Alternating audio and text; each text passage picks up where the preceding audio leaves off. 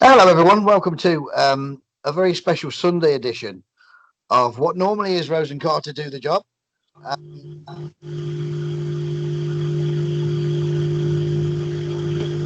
special look at managing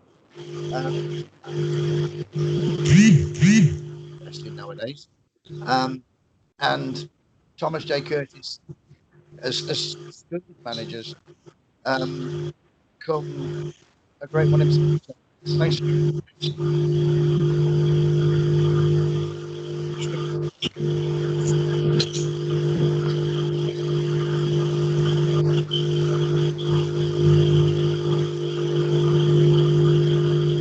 you hear me? Just about, yeah. Good, good. Right. Okay. So we've got no plan or anything. We're just going to chat managers and so, like we were talking earlier privately about the early managers, and the furthest back I could find it was 1925. But you seem to know a lot more on that subject than I did. What did you find out? Well, when I was looking into it, I found out that one of the earliest managers does date back to the 1920s. Um, there were two that I managed to find out, and they're kind of connected together. The first one was Billy Sandow, and he managed Ed Lewis, who was the world champion at the time, and he also became a manager in his later years. So the two were very close. Sandow was the manager, and Ed Lewis was the champion during that tenure. And I also found out something else that was interesting. These two gentlemen, along with another man named Joseph Mont, they were called the Gold Dust Trio, and they kind of revolutionized the wrestling business back in the 20s. Um, because basically back then it was like 60-minute matches. It was just on a mat, and the crowd was kind of getting bored with it. Really, there was not much entertainment at all. So they decided that they needed to spice things up to change things. Otherwise, they were not going to get anywhere really with the business. So they decided to pick a few pieces from different things. They had a boxing ring, and in it they were going to have Greco-Roman and freestyle wrestling all blended in as one to make for a more entertaining thing. There was going to be time limits on it, so the crowd wouldn't get bored for longevity of it. Um, and they were also going to have like predetermined finishes, so it would like build it from the start all the way up to a massive finish to get the crowd more excited, like a roller coaster of sorts. And eventually they would move from like the burlesque theaters and back alley halls, and they would go to the major sports venues. So thanks to these three gentlemen, they kind of really changed how the business was going to go forward, and that was like 100 years ago. And Mont himself was actually a co-promoter of the Worldwide Wrestling Federation. So it's safe to say that these three gentlemen really did, kind of build quite big part of history, really. Yeah, so it's because of that Gold Dust Trio that it's the wrestling that we know today. Definitely, yeah. Is this Mont the same as Toots Mont? That's the one, Yeah, yes. because Joseph you Toots mentioned Mont. it. Right. What did you say his name was? Joseph Toots Mont. I Right. think that's Okay. it anyway. So yeah, without him, without those three people, imagine wrestling might not have ended up the way it is. Might not have been $1 million corporations and big TV companies fighting for the top spot with their TV show. There wouldn't be the glitz and glamour and the like. So yeah, that's that. Definitely, yeah. And I think it's a shame, really, that they don't get the recognition they deserve. No, not at all. No, I I mean mean, one was, it's something I knew very little about. So it's great to the yeah, history. I even found out that Ed Lewis, who was known as the Strangler, Yeah, he actually managed NWA World Champion Lou Thesz for a time. So in a way, they've had some success inside and outside the business. So it's quite good, really. yeah, very much so. That back then that was for the NWA, but it was the National Wrestling Association, wasn't it? That's right. Yeah, So that would later become. when there were several smaller promotions as one. That was the 40s that sort of the National Wrestling Alliance became a thing. Yeah, back then it was just the National Wrestling Association. As far as managers that I remember, I've written a list, and dating back time wise, the earliest that I remember, or I've seen at least, would be Wild Berry, Wild Red Berry, which I know you know a little more about, but he managed Gorilla Monsoon and Killer Kowalski. Yeah, and he also Started managed the Fabulous 1958. Kangaroos. So yeah, 1958 was his start. So, but still relevant because he managed people that were still Gorilla Monsoon was still relevant when I was growing up watching wrestling, right until the mid 90s. So, Yeah. um, the first manager I remember seeing is going to have to be Bobby Heenan, Oh yeah. doubtless.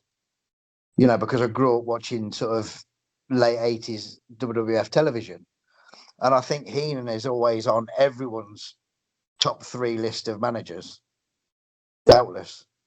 Doubtless, yeah. There's always a fight with Heenan and Cornette as the top 2, but for me, Cornette didn't come into my life until later on. Once I researched wrestling a little more, I wasn't the child wrestling fan watching Cornette. I was more of an insider watching Cornette. So Bobby Heenan will always be the top man for me. Definitely. Um, much I as think much as I love Cornette, but not for the same reasons. It's that's kind of like my wrestler's head watching Cornette rather than the child in me. Yeah, I think Heenan personally tops Cornette because they've both got a tremendous amount of wit and humor about them. But I think Bobby Heenan kind of tops it for me purely because he did more than just managing. He wrestled, he was a commentator, a broadcast journalist, and he had some memorable moments in the wrestling business. Like he convinced Andre the Giant to turn on Hulk Hogan and set up with back then probably the biggest match in wrestling history between Hulk Hogan and Andre the Giant. If it wasn't for his self promotion hype, it would never reach the heights that it did. Yeah, I mean, still to this day, that Hogan and Andre match is right up there on the list of greatest WrestleMania moments. Absolutely. It might not The have been the match most itself, technical one. It might not have been the most technical match ever, but the hype and the storytelling that really overshadows it, doesn't it? absolutely, and to draw the crowd that it did in the Silverdome was again unheard of. An indoor attendance record, and you could, like you said, you could say that it wasn't the greatest match of all time, and everybody rates the Ricky Steamboat and Randy Savage match, which was fabulous. Don't get me wrong, but that didn't draw those people. It was Hogan and and Andre wasn't a mouth. It was Bobby Heenan's mouth that drew them in to see Andre get slammed And and that's get. what managers are, aren't they? Basically, they are mouthpieces because their key job is to speak for a talent who can't really speak for themselves, or a talent who's not allowed to speak, like a mass wrestler.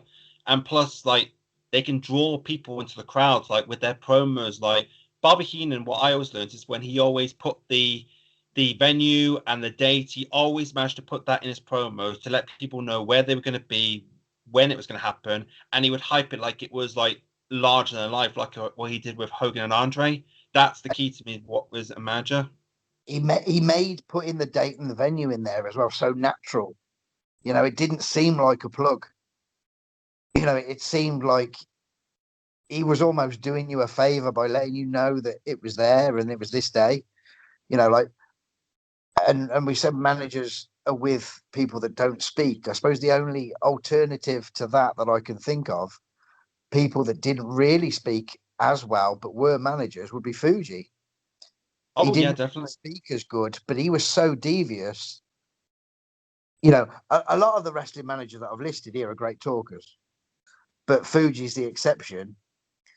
Um, but he was so devious, and he knew how to bend and break the rules from his time in the ring. Um, and the cane and the bowler hat and the suit and everything just made him. He looked like one of those sort of a Batman villain. Yeah, he reminds me so much of Oddjob from Goldfinger, just with the bowler hat and all that. It's just like he was so different from the managers, like you said. Like he was a wrestler prior to it. He had great success in the tag team division, and then when he moved in 1985 to being a manager, I think, like you said, he wasn't the best talker, but his look and his tactics really kind of like really pushed him as one of the better managers. Yeah, definitely. And like I said, he was so devious and sly, really sort of subtle. The cheating that he did was so subtle with the cane. Just the hooking of the leg, but Yeah, it was just like boom, done. There wasn't any long, drawn out, chokey over the ropes kind of manager thing with him. It was just so subtle, and I really like that about him. I mean, others I've got on my list. Another early one from 1968, and he managed till 1983 would be Arnold Skaaland. yeah. He to me is like an example of a really good babyface manager, but he was very quiet and laid back. He wasn't like the other managers back in the day. He was always just in the corner, like a coach of sorts, motivating his charges. I remember him having guys like Bob Backlund and Bruno Sammartino, and Hmm. he managed them as their time as world champions. So he had a total of 12, 13 years as world champion. So his record, pretty unblemished. It speaks for itself. Yeah, I like that coach thing, that sort of motivational speaker almost. That it makes it very legitimate looking because they've got somebody there to very much like the Rocky films. Yeah. They've got somebody there to sort of shout them on. Yeah, he's another early one. I'm just looking through the. Do you know Heenan started in 1960 and refereed till 93, so that's 33 years, and he's always been top of the card, hasn't he? He has. 60 to 93. That's pretty wild. Redberry was 58. Um, the Grand Wizard, he was 65. He started. But he's got to be one of the first sort of flamboyant characters of the manager world. The way he Definitely. looks and he's sort of almost He was colourful with the turbans and looking into the your crystal the ball kind of. headband kind of glasses, wasn't he?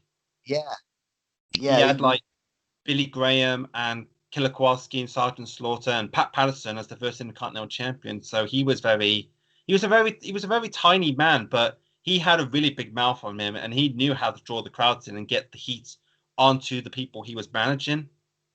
And being a tiny man, he made everyone else look so much bigger, which is another ideal trait for a manager, isn't it? It's a Like perk, isn't it?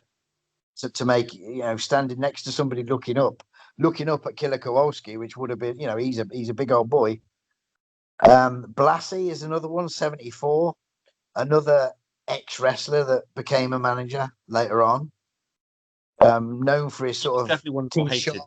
hardcore style in his wrestling days. Big star in Japan more than Yeah, anywhere else during his wrestling. But when it comes to managing, WWF was the place. 74 to 86, so 12 years there. But also had some big names that he managed. yeah.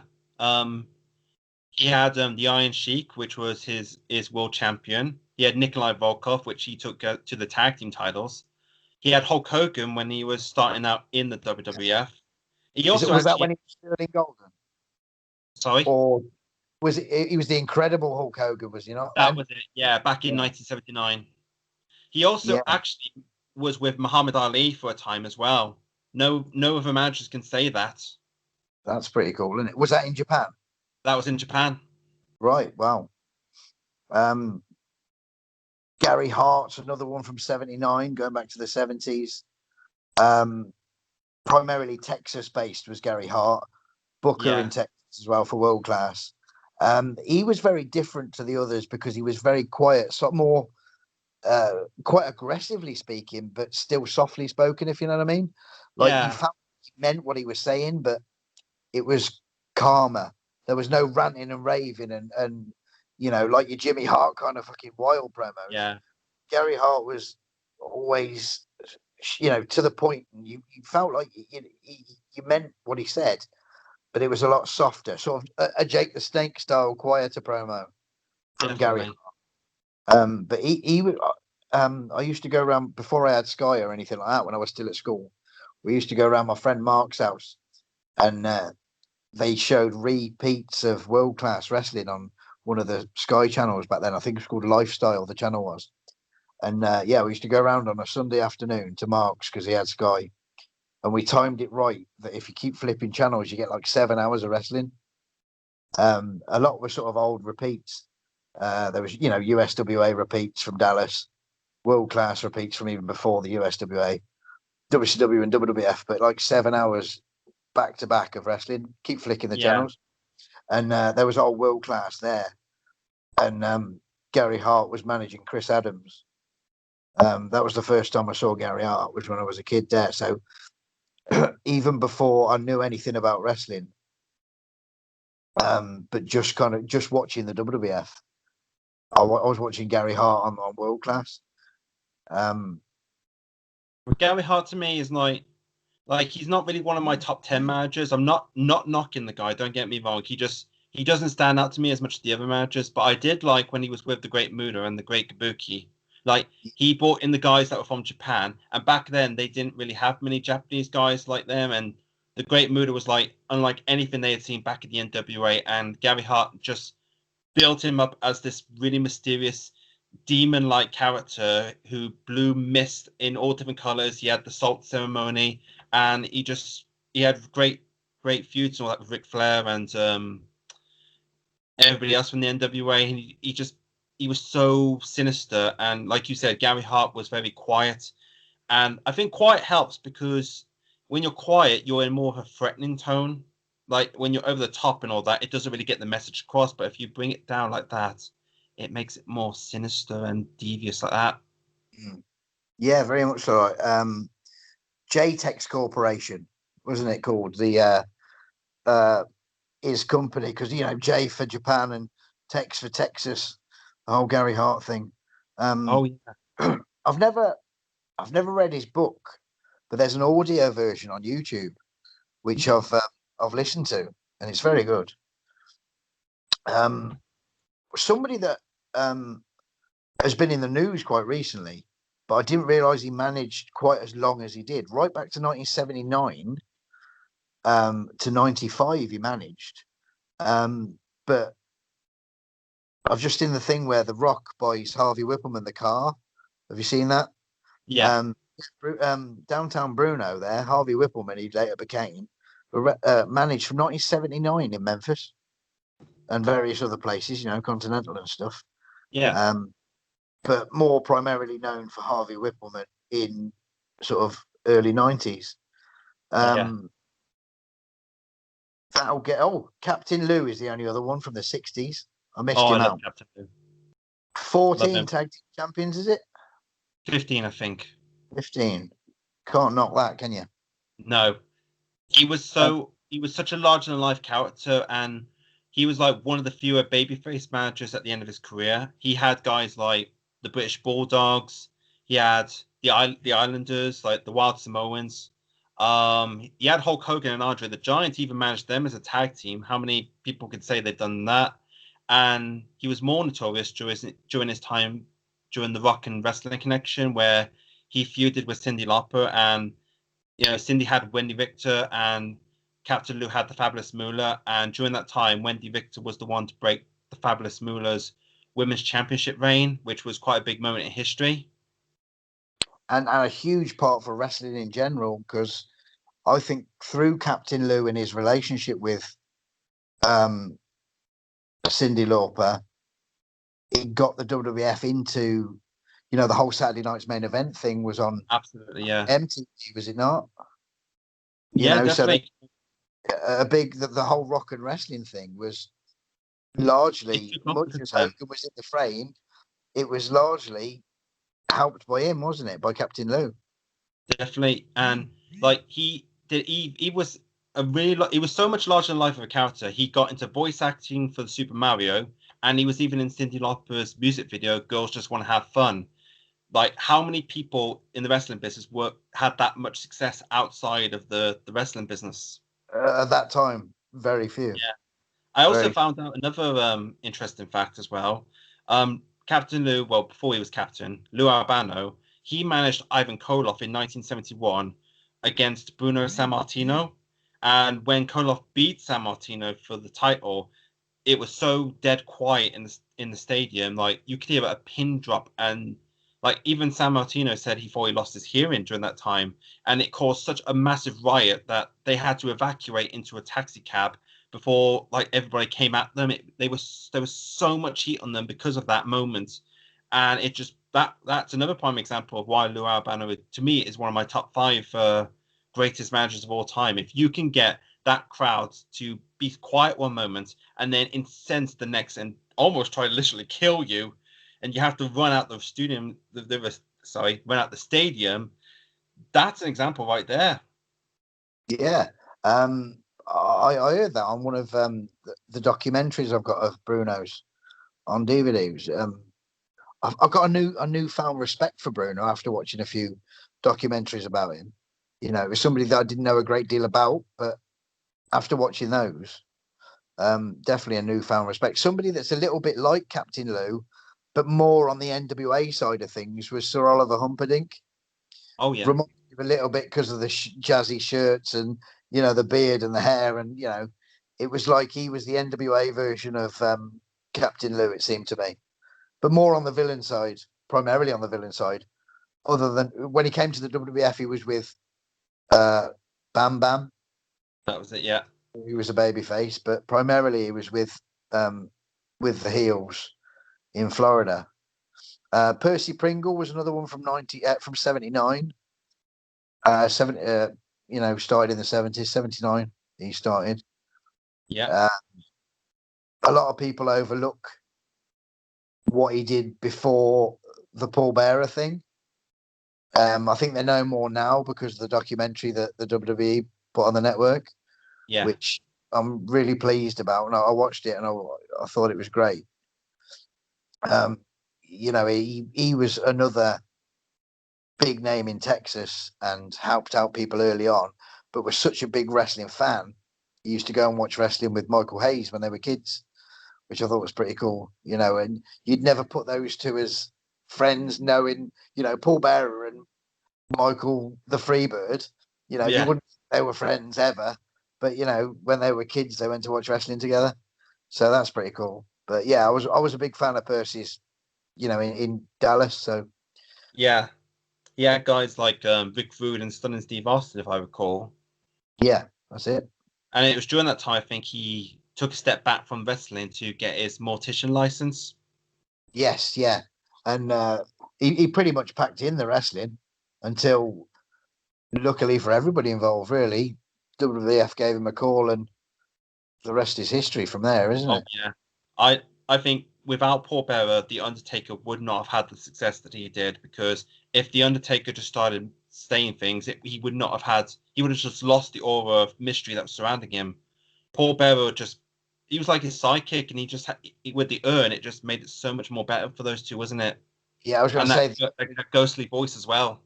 the urn became the light that sort of guided the Undertaker for a while, didn't How it? When he yeah, took the lid off the urn and there was the light inside, it was so became iconic. And yeah, definitely something that wouldn't have stuck around. The Undertaker, I'm sure, would have been great on his own, but I can't see him being at the level that he was. uh, But he stayed and they at. were and they were one of the few wrestler managers that had quite the longevity that they had, wasn't it? It was 6 years about before Paul Bearer went over to Mankind. But overall, like you could technically count as all 30 years, because like even the farewell to me said that Paul Bearer was still with the Undertaker in spirit as his manager. That's how Yeah, I saw it. that was a lovely thing when the little It was. hologram came down. I cried when that happened. It was Yeah, such a nice, really. nice tribute for both of them, really. Mm. Um, there's wrestlers that became managers, and there's managers that became wrestlers.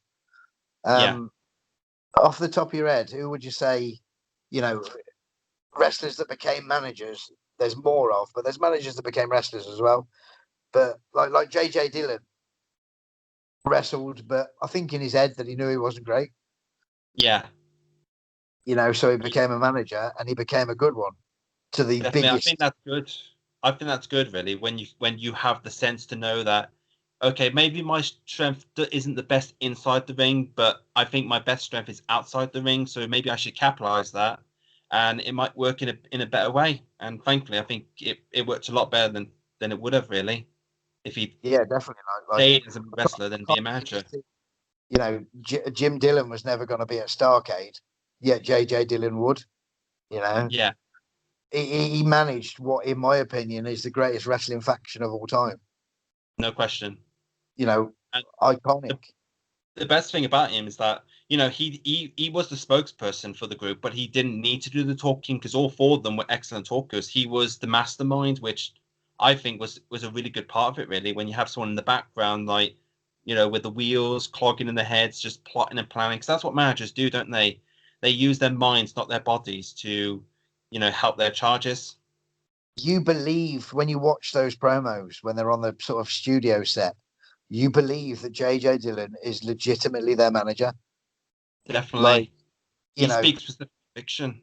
yeah, like Paul Bear, not Paul Bear, Paul Ellering That's the one, yeah, almost was, well, he was the actual real life manager of LOD, the definitely, Road yeah, Warriors. He did sort the travel and the hotels and yada yada, which, isn't the case for a lot of these people. Maybe Jimmy Hart and Hogan, but that's more of yeah, a friendship thing. I think that may have happened anyway. probably, Um, yeah. but Paul Ellering's another one that was a wrestler that became a manager. I've Mm. seen Paul Ellering. He looked great, but in my opinion, he wasn't. But as a manager, he was believable because he was legit. Yeah, I will give Um, him that. Yeah, he was legitimate. he's not up there on my favourite list, but neither are LOD. Like, uh, a lot of people say that the Road Warriors are the greatest team ever in the history of wrestling, and I just don't see it myself because I think if they're unbeatable, then how are they going to get beat? If you know what I mean, like, you always Exactly. want to see just an element of weakness because the next people are going to come along and give them a chance of winning. Whereas if they're unbeatable and beating everybody in seconds, literally everybody, doesn't matter who it is, they're beating them in seconds.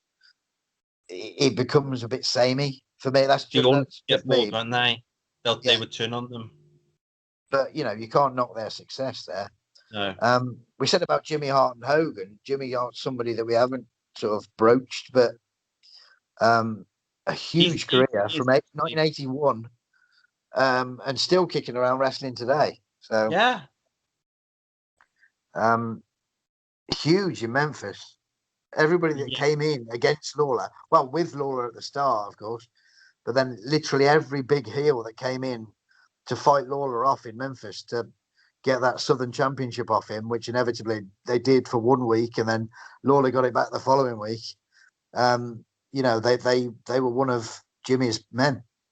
Definitely. And he was an example of like a manager that stayed in one territory. So, like, he brought in any guy that came into the territory for a time to try and beat Jerry Lawler and take the title off him, which failed multiple times, but he would get that one person who would give him that success. Yeah.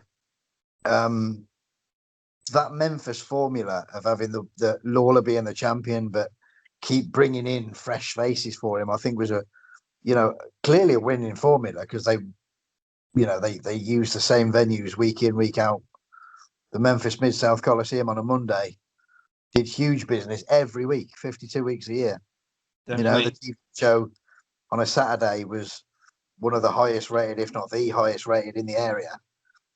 And that's, you can't say you base it off anyone else. It's just Lawler Yeah. for I think as well. years, I you think know. as well, like it was a nice formula because when you bring in all these different heels, it's a nice way to showcase them and show their ability in the ring and just see what they can do, really. And then Yeah. that the promoter might say, "Yeah, I really like that one. I think we should give him a contract because he really stands out. He could be a star here."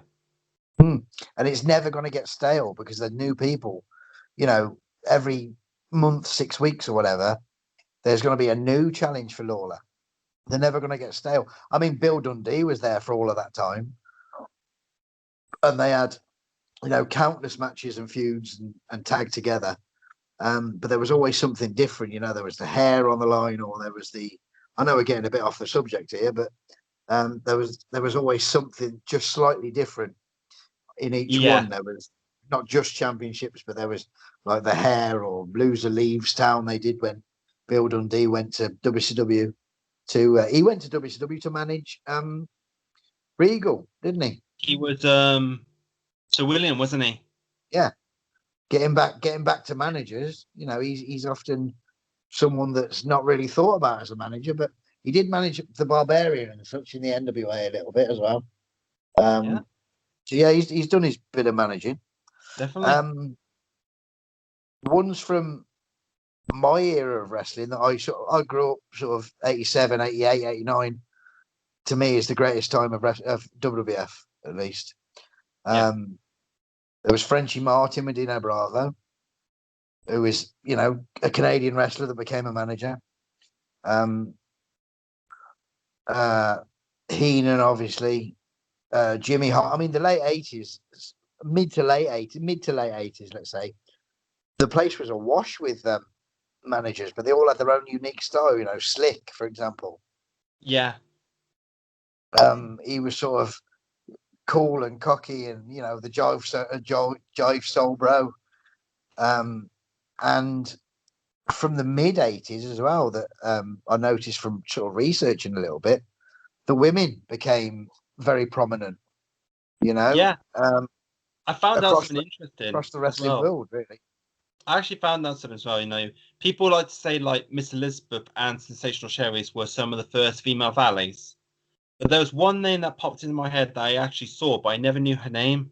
Her name was Sherry Dupree, and she was the valet and real life wife of Gorgeous George back in the 1950s.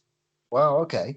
She she would come to the ring, she would spray the ring, she would spray the wrestlers, she would even spray the referee with the Chanel number 10, and she would place a nice mat in the ring for George to step through the ropes with. And she actually even interfered in matches like before the bell even ring. I saw her one time just whack someone with the spray. Wow. Okay. Because I've not seen a great deal of Gorgeous George because I Yeah. suppose film of Gorgeous George isn't going to really be readily available. But a few No. DVDs I've got have got him, and I think he's wrestling a guy called Jesse James, I think, and Yeah, a man sort of butler with him. But yeah, so his real life wife. definitely, yeah. Yeah, because I mean, Gorgeous George was one of the first real gimmicks. Definitely. Uh, Definitely one of the Certainly more something flamboyant ones. like that. Yeah. So Like his yeah, entrance was just as long as the matches itself, which was a nice way to generate the heat, wasn't it? yeah, Like yeah. in So about it three was 3 minutes, revolution. just throw in like flowers and bobby pins or the Georgie pins as he called them into the ring, and the crowd would just start booing. And when the referee tried to check his robe and all that, he wouldn't let him unless the referee's hands were sprayed, which I think was a really like a nice way just to irritate the crowd and just build time up and just like really show what Gorge George was about. Really, he was Yeah, all so about Gorgeous bringing. George was revolutionary in so many ways. The first major gimmick of that variety. Yeah, You know, the wrestling world has never seen anything quite like it until then. I mean, since then, there's been several sort of, I wouldn't say imitations because they've all had their own kind of, there's been your Adrian Streets and your Rip Rogers and those kind of, they're all great and they're all got their own individual styles. yeah, But somebody that manipulates the crowd in the way they did, like Gorgeous George did, was iconic. The fact that his actual wife was bringing him to the ring, I don't think, you know, like the first, that's what it was like back then, wasn't it? Like most of the valets, like in the early days, were mainly like the girlfriends or real life wives of the wrestlers they were with, weren't they? yeah, very much so. Like Eddie Gilbert and Missy Hyatt, Yeah, and Chris Adams and his wife, Steve Austin and Lady Blossom was yes, husband and wife, that kind of thing. I mean, Jeannie, Lady Blossom, was married to Steve Austin to Chris Adams before, and I think came to the ring with him then. But I mean, some other women from like it was primarily the mid 80s that the ladies really took off as far as managing goes. Yeah. You know, I've got Missy Hyatt, Elizabeth, obviously.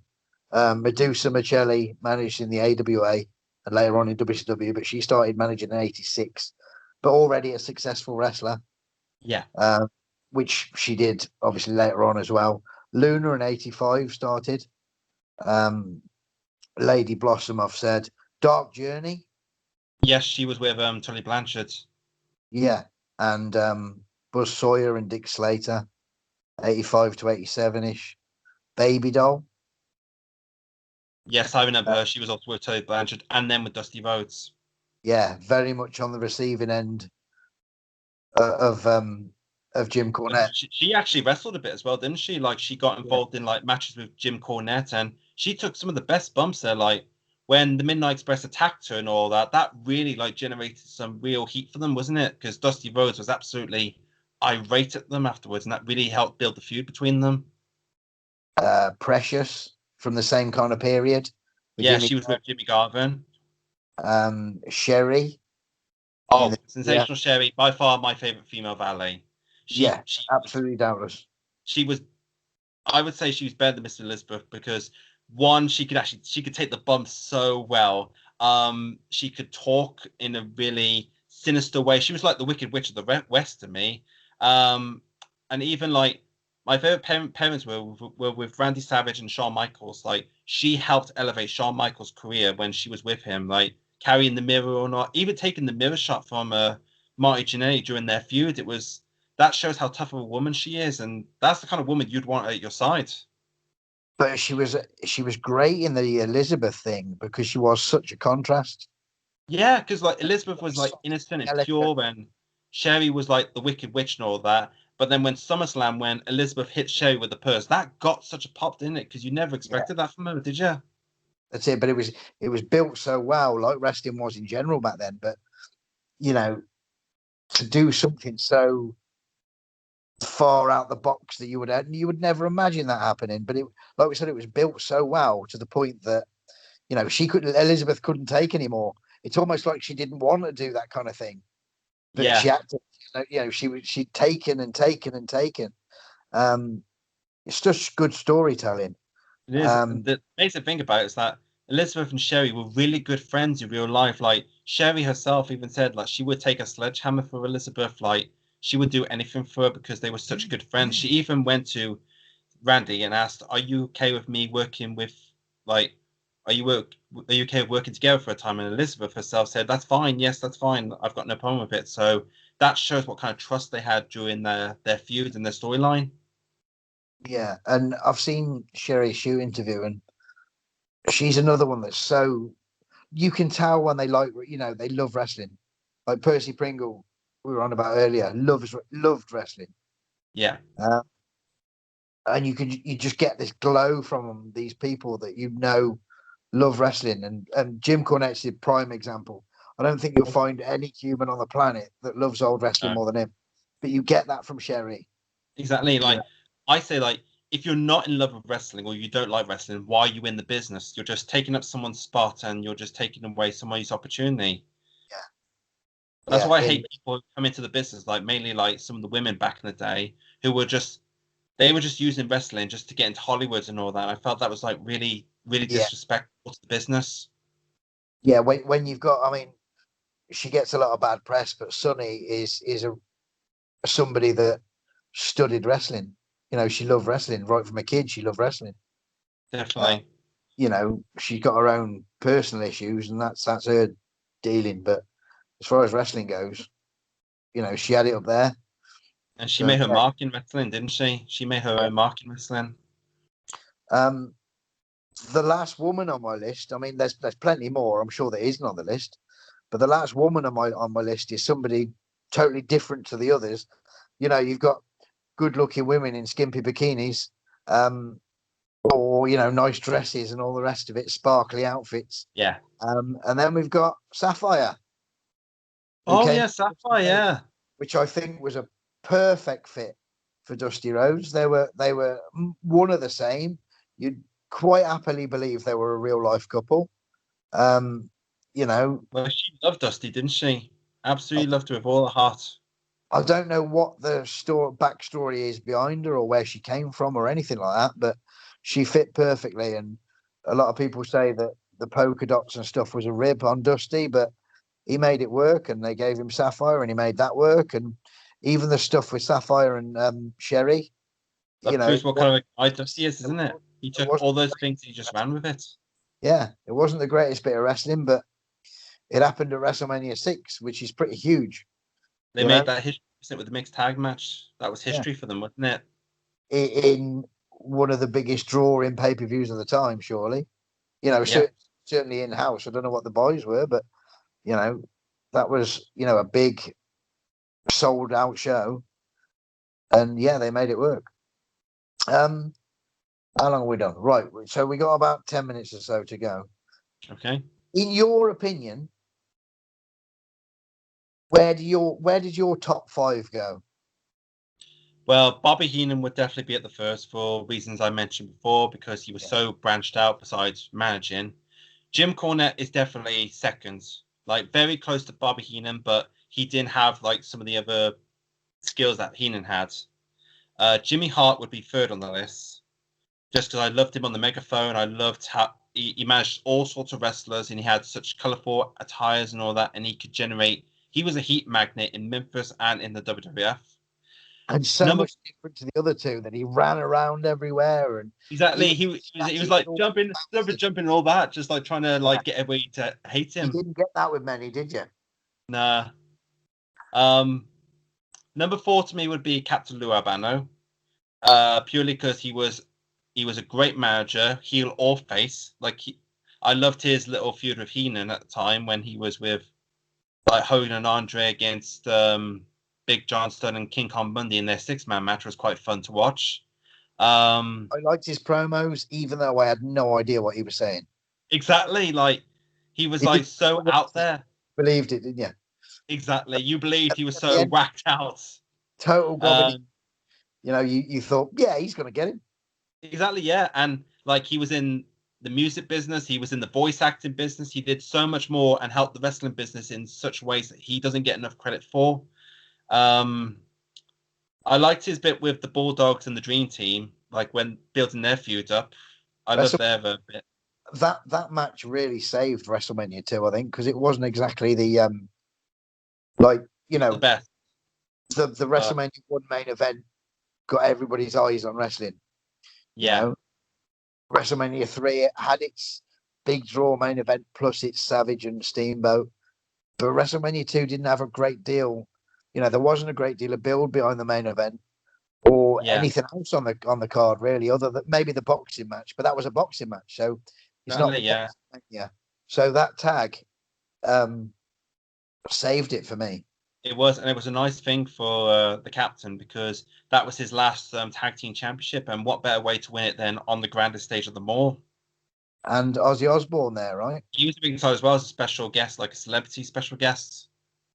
So that kind of helped, because back then it was like they had the celebrities and they just wanted things to stand out, didn't they? It was like all about entertainment value. Yeah, so that would have brought more eyes on, because you've got your Ozzy Osbourne fans watching. Definitely, yeah. And your number 5? Number 5. This is gonna be a tough one, because I was stuck between 2 people, but I would have to say number 5 would have to be it would have to be Mr. Fuji. Perfect. Now, I'm going to say this because he wasn't the best talker in the world, but his tactics, like with the cane and the phone salt, like WrestleMania 4 being a good example, he managed to get the cane in the ring while the referee was looking. Not many managers can pull that off. He had a sinister voice. He always loved talking about pain and destruction, and his pairings with the likes of Demolition and Yokozuna really stood him out. He was even going to have a feud with Bobby Heenan in '91, but it's a shame that never came about. Yeah, I've seen a tag match where there's a bit of friction between Heenan and Fuji. Yeah, I think Fuji and Kato that was versus it. Bobby Heenan and Haku, and there's a little bit of friction there and toing and froing. But me and Bully did it on our podcast actually, because we looked at Mr. Fuji, and he was one of the matches that we watched. And we said it was such a shame that nothing happened. And, that's as far as the only thing that I've seen of that little bust up was that one match. So Yeah. was there any more to it, or I heard that they actually wrestled, like this was Bobby Heenan's last match against Mr. Fuji was at a house show in '91, but it's a shame it never really was on an on air thing. So I think it could have done well because I think Bobby Heenan was actually the face in that feud. yeah? Because I mean, Yeah, they like, were cheering Haku and Barbarian. I mean, who'd have thought that? yeah, exactly. Like it wasn't often back then you saw two like heel tag teams against each other. So the fact that Haku and Barbarian showed that they hated the Orient Express, or at this point Mr. Fuji and Kato, a bit more than Haku and Barbarian. But And that's what two equals. the double switch at Survivor Series with Powers of Pain and That was Demo. good. Like to switch one is risky. To switch two is nigh on impossible.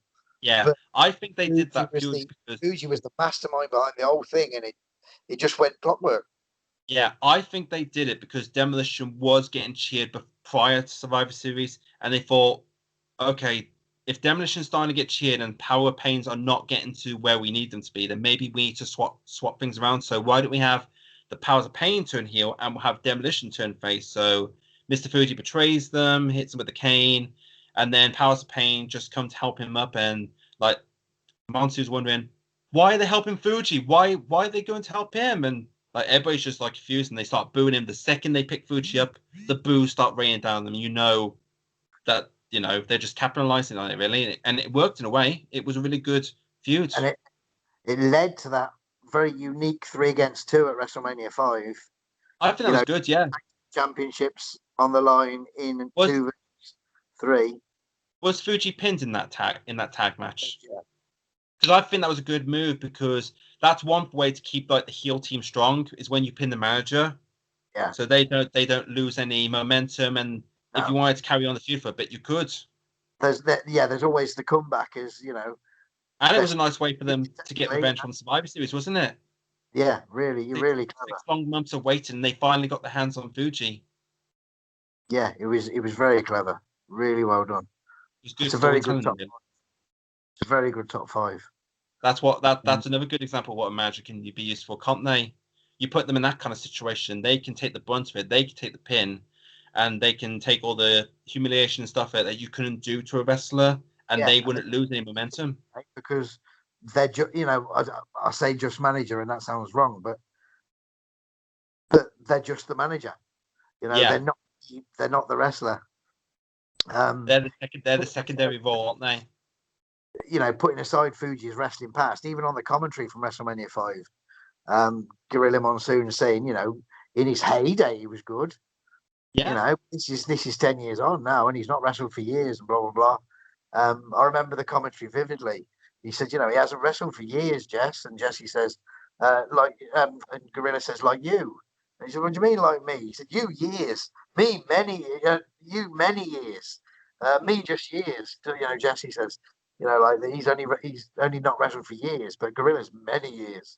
yeah, I remember it vividly. He's like, Jesse's still putting him over, but he hasn't forgotten how to do it all. And some of exactly. Yeah, me and Bully watched it because we did like a tag team day and the subject basically was just Mr. Fuji in tag yeah, team in general, and such a good, sort of such a sneaky heel, and sort of his movements, and he didn't do a lot, but he didn't have to do a lot, because he'd just do one good thing and then let the babyface sell it, and then he'll sell it by doing his little maneuvers, and he was so good. It's very hard to explain exactly how good he was for somebody that did absolutely nothing.